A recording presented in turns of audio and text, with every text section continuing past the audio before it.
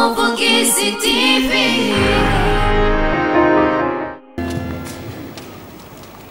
Igihugu cy'u Burundi coba igihugu c'abahanuzi. Hana nzima data twese wo mu ijuru, turi ngaha imbere yawe dushima ibyiza ukorera igihugu cyacu cy'u Burundi. Turashima ko waduhaye Burundi ufise amazi meza, akayaga, ibiyaga, igihugu tutera tukarima, tukimbura, tugafungura, imitima iri munda tutarara ntibuca.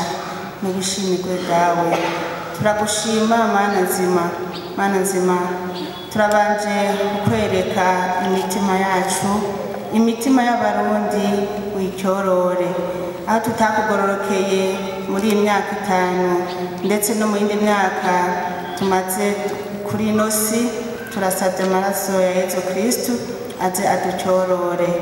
Turakweretse Mukama se Barundi waragije kino gihugu ciza cy'u Burundi. Turamusabiye ubudahangarwa, turamusabiye inkomezi ziva kuri mutima mweranda, turamusabiye ubwenge n'ubwitonzi nkamwe wa Salomo. Mana nzima, turakweretse nawe muhaye ngo amufashe kwirongora. Turagusavye ubahe kuba umwe, kandi Mana nzima nabonye nubakomeze byose. Mana nzima, turazi ko mu maboko yawe hari vyiza gusa, ico bituma tubisabishije Yesu Kristu umukiza wacu. Tumvire Mukama.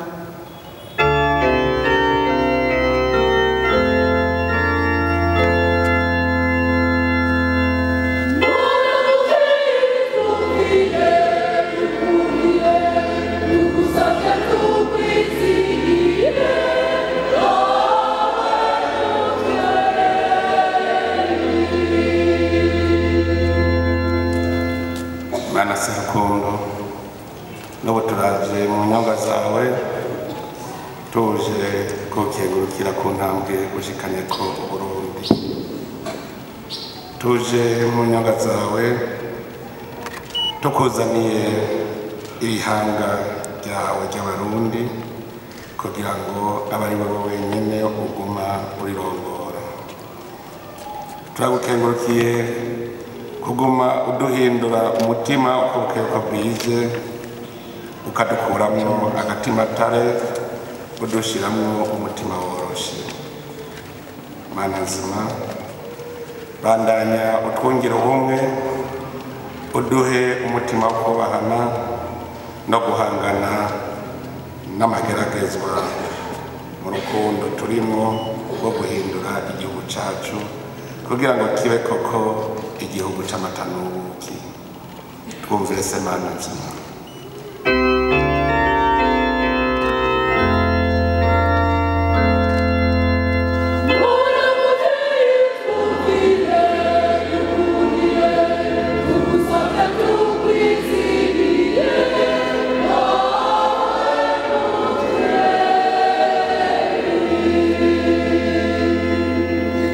Mana nzima se rukundo, tuje kandi kugukengurukira kuri iyi myaka 5 irangiye wowe nyene unyitoreye ngo ndongorere ihanga ryawe. Wowe waravuze uti nibampamagara nzokwitaba, ndabereke ivyo mutari bwabone.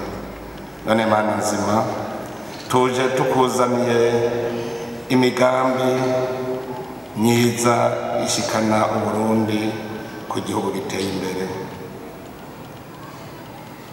Twugurure amaso Mana nzima, tubone twongere tugire ingoga zo gukunda ibikorwa. Uturongore wowe nyene mu vyo dukora vyose, ubihezagire kugira ngo dishike kwihangiro wenyene wemereye abarundi. Ndabigusavye Mukama.